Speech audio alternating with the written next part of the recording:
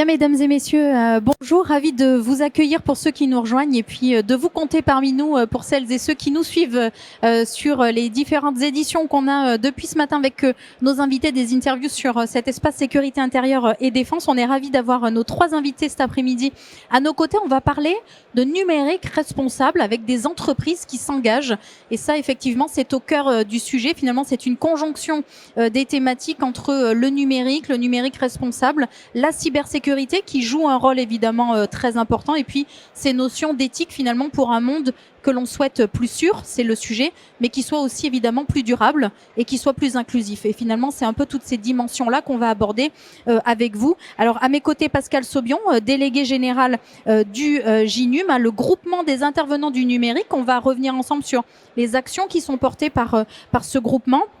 Luc Dursault, donc PDG d'Atempo, une entreprise de cybersécurité qui est très engagée, évidemment, on va y revenir sur cette dimension, et puis voir les connexions entre cyber, souveraineté, numérique responsable, et puis vous faites évidemment partie du GINUM, aussi un acteur très engagé. Puis Marie Belleuil qui nous a rejoint. Merci Marie d'être avec nous, chargée de développement clientèle chez Concio Technologies.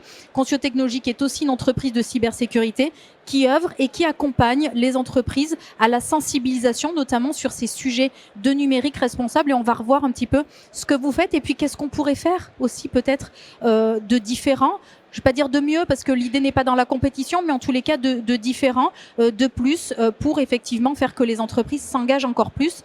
Parce que là, c'est pour le bien commun et on est finalement, on voit bien cette dimension. Pascal, on démarre avec vous, si vous voulez bien, sur ces deux approches, parce qu'il y a le numérique responsable finalement sous deux aspects. On peut y voir deux définitions quelque part. C'est comment le numérique peut se développer en étant plus responsable et puis finalement ce numérique qui est aussi un outil de la durabilité de ce monde de demain. Donc il y a un peu les deux scopes.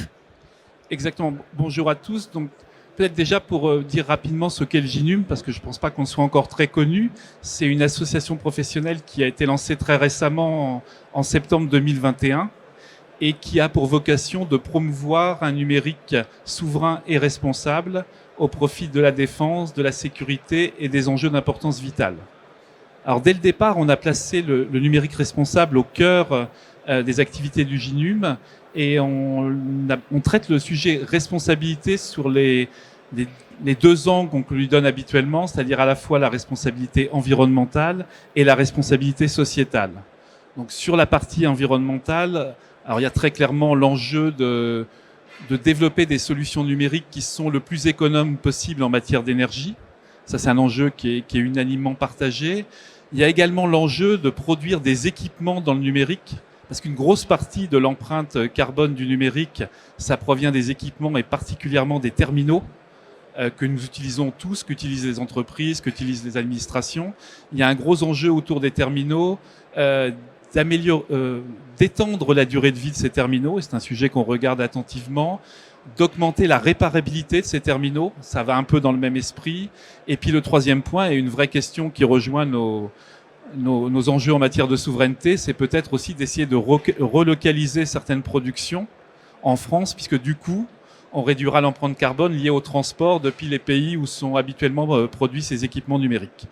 Donc ça, c'est ce volet environnemental sur lequel on voit qu'il y a beaucoup de choses à faire. Je voudrais donner un exemple d'une entreprise membre du GINUM qui œuvre vraiment dans ce sens, c'est Crosscall, que je pense un certain nombre d'entre vous connaissent, qui est un fabricant de terminaux, smartphones et tablettes français, qui aujourd'hui s'engage sur une garantie de 5 ans, qui a, je pense, le meilleur indice de réparabilité sur le marché sur des produits comparables et qui est en train de relocaliser une partie de sa production en France à côté d'Aix-en-Provence. Donc c'est vraiment un exemple d'engagement dans ce numérique responsable du point de vue environnemental.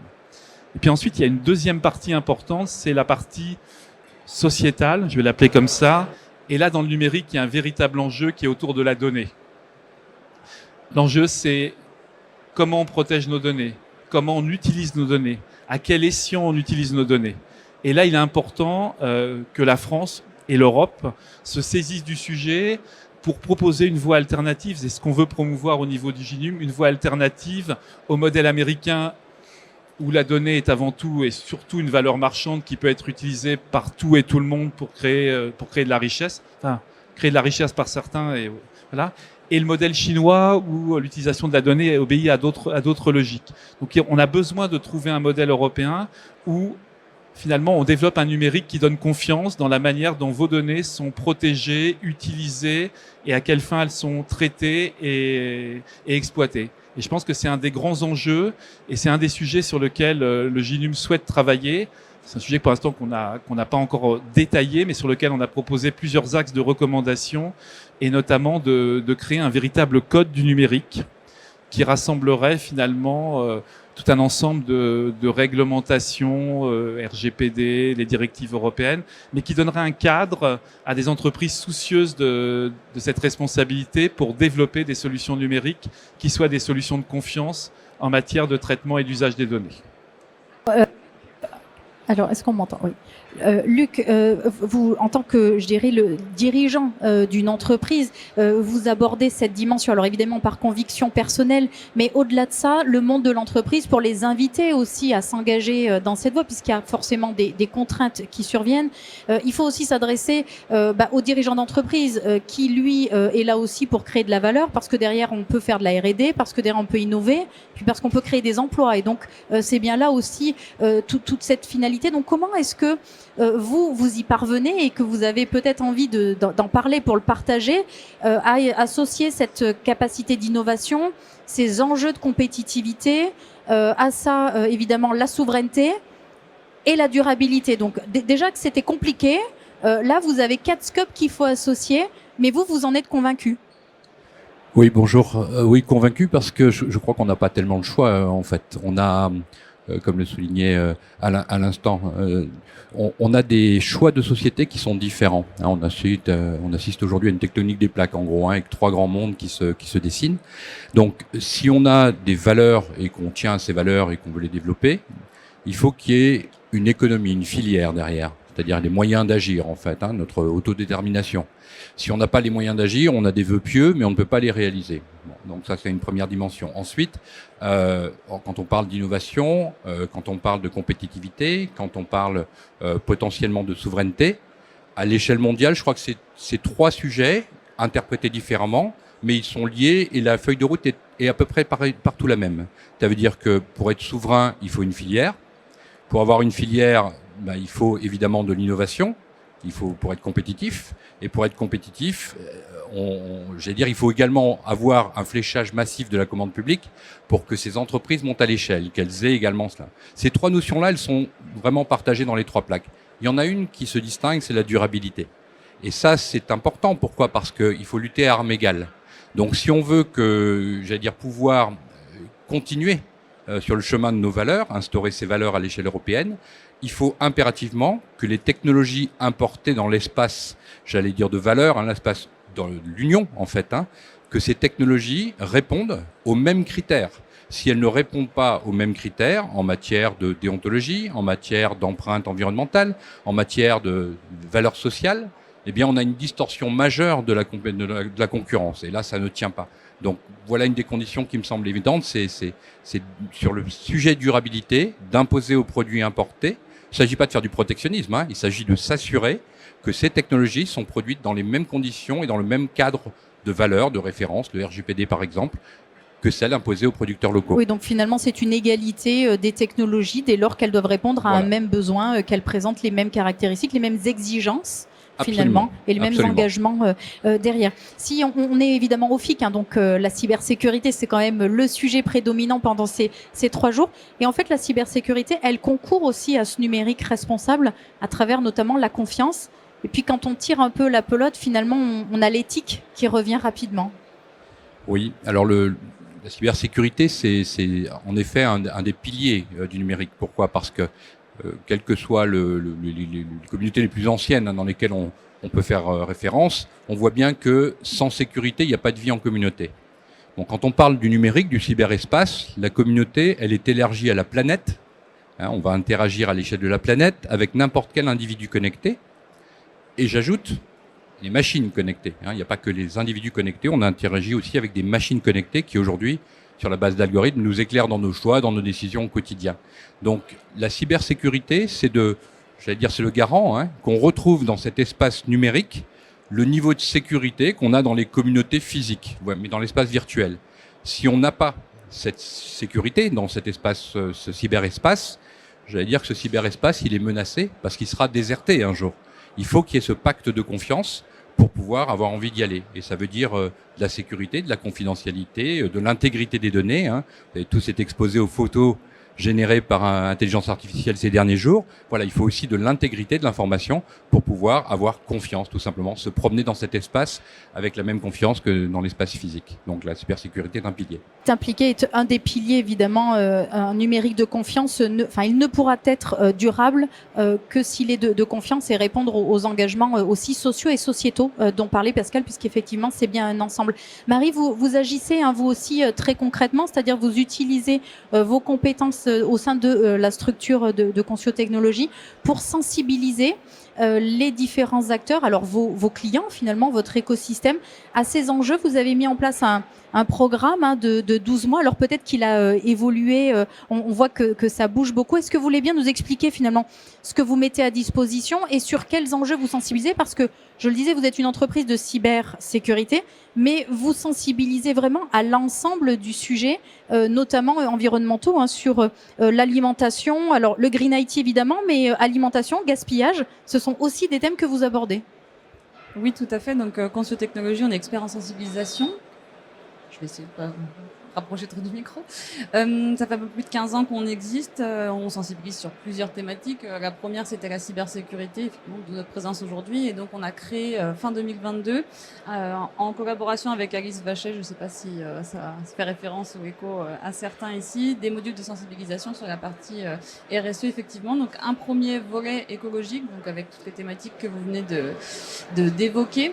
L'objectif chez nous, c'est de faire adhérer à l'essentiel et en tout cas d'initier un changement de comportement chez les utilisateurs. C'est des modules de sensibilisation sous format de vidéo interactive en fait, qui font référence ou en tout cas écho aux utilisateurs à des situations du quotidien, et en tout cas on essaie d'initier un changement de comportement et faire prendre conscience en tout cas des enjeux sur cette thématique du RSE. Et également, l'objectif, c'est aussi d'amener les utilisateurs à réfléchir, en fait, d'avoir le bon comportement et de réfléchir sur les actions et les conséquences que ça peut avoir. Est-ce que vous arrivez aujourd'hui, alors c'est assez récent, mais est-ce que vous mesurez certains résultats? Est-ce que vous voyez des changements de comportement? Est-ce que vous voyez plus d'entreprises s'intéresser à la démarche? Est-ce que vous voyez quelque chose qui se passe ou est-ce que c'est encore timide? Alors, effectivement, c'est récent cette nouvelle thématique chez nous. On a lancé ça fin 2022, donc aujourd'hui on n'est pas en mesure, enfin on n'a pas encore compilé les résultats sur des statistiques. Sur la partie cyber, ça fait plusieurs années et on voit que, en tout cas, on a une stratégie de sensibilisation qui fait, qui prend et donc l'objectif c'est de dupliquer ça sur cette thématique. Effectivement, ça revient beaucoup et surtout depuis ces dernières semaines, cette demande sur ces enjeux. On voit bien de toute façon de par l'actualité que de toute façon c'est quelque chose que ce soit sur la sphère pro ou personnelle qu'il faut travailler dessus en tout cas, et les utilisateurs sont très demandeurs sur cette thématique-là, donc on voit en tout cas que ça émerge et nous, comme on dit chez Concio Technologies, la sensibilisation, c'est un processus, donc c'est un travail de longue haleine. C'est ça, c'est à la fois, il faut émettre l'idée, puis ensuite, bien sûr, c'est du continu, c'est une formation, in fine, donc formation continue tout au long de la vie. Évidemment, sur ces sujets de cybersécurité qui vont très très vite, qui évoluent en permanence, évidemment, c'est peut-être même encore plus nécessaire. J'avais une question quand même à vous poser, parce qu'au départ, quand on découvre cette dimension qui est cybersécurité chez vous, puis qu'on voit des vidéos sur le gaspillage ou l'alimentation, on se demande comment vous en êtes arrivé là et comment est-ce que les gens perçoivent en fait ces deux mondes qui cohabitent. Alors effectivement, avec la partie Green IT, le pont s'est fait assez facilement, donc la liaison se fait bien. Le début de votre question, c'était sur les aspects cybersécurité, comment qui on est peut finalement un peu le socle historique de votre structure. Oui, c'est ça. On voit bien que les usages numériques, de toute façon, en fait, sont liés et sur la partie sensibilisation, autre que le fait d'amener un changement de comportement des utilisateurs. L'objectif aussi, c'est de pouvoir les accompagner. On voit bien que la menace, en tout cas, émerge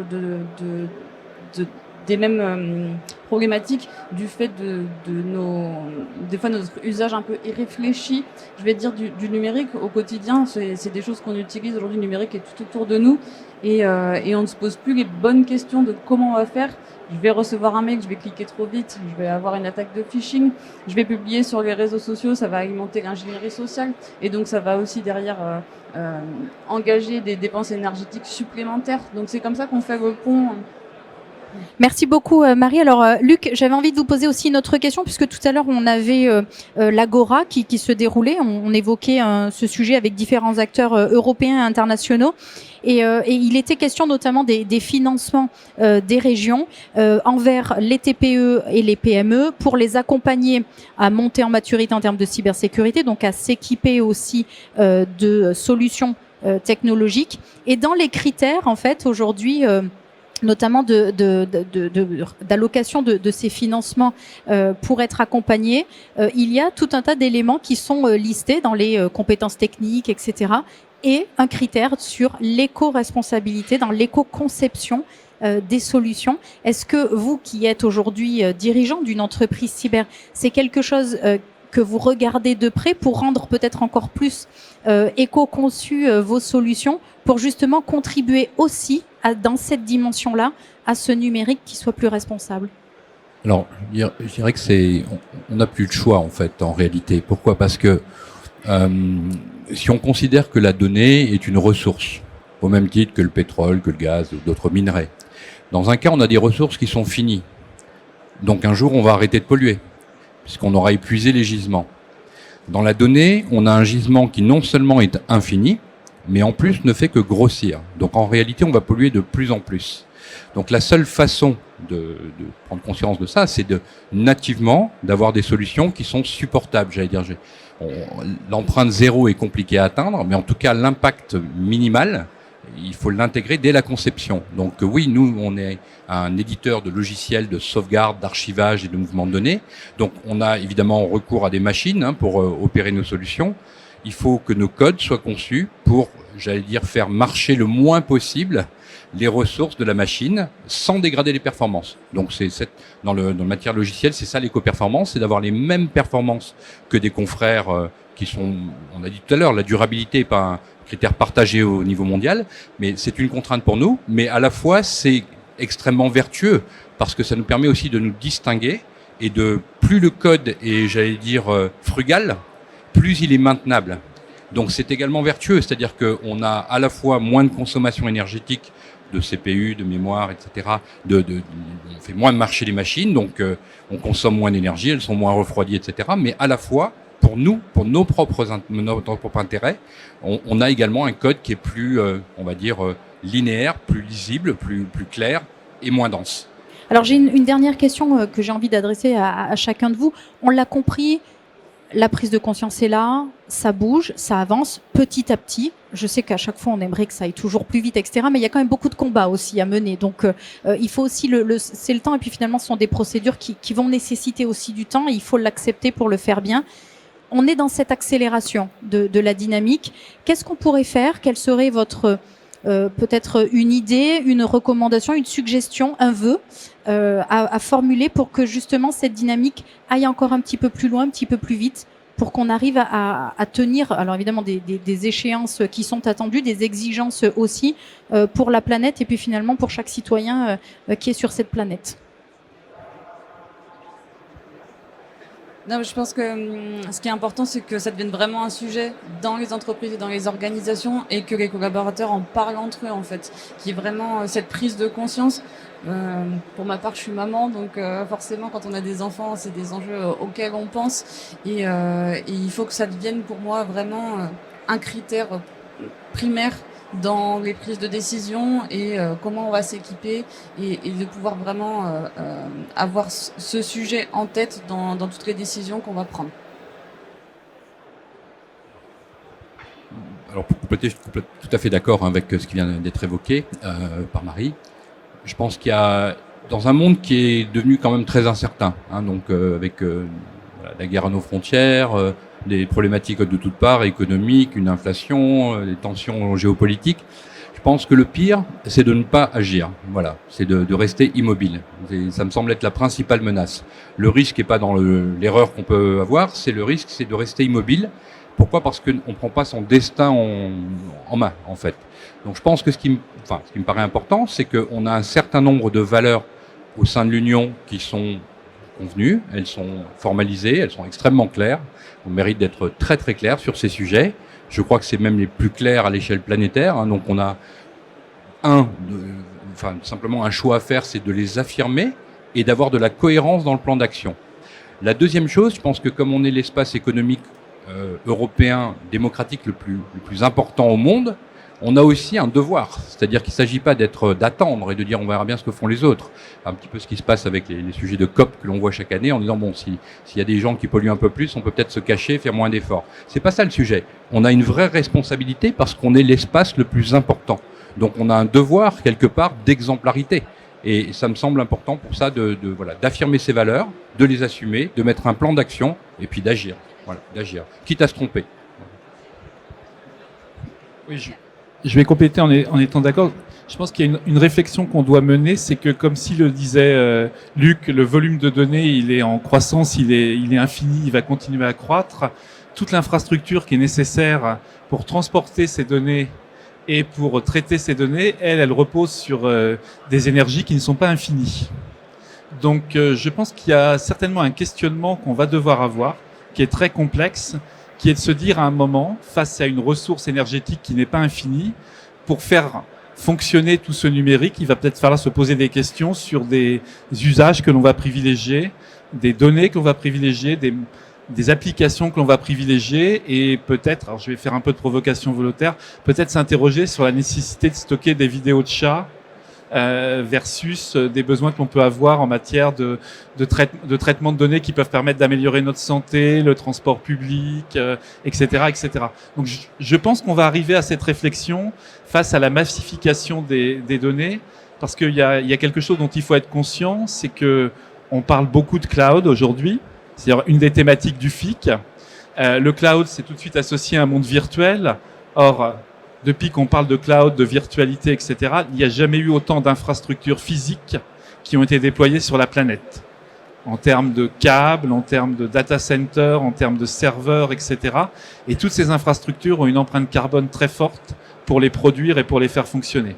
Donc, on aura nécessairement un moment, et je pense que je suis totalement d'accord avec Luc pour dire que c'est à l'Europe de mener cette réflexion, une réflexion sur on va devoir faire preuve de sobriété énergétique, donc qu'est-ce qu'on va privilégier en termes de données, en termes de traitement, en termes d'application ? Donc effectivement, ce que vous disiez, c'est à la fois de la responsabilisation, de l'action et puis de la rationalisation dans les usages et dans le développement. Merci beaucoup à tous les trois d'avoir été avec nous cet après-midi ici sur cet espace. C'était un plaisir de vous avoir avec nous. Merci beaucoup.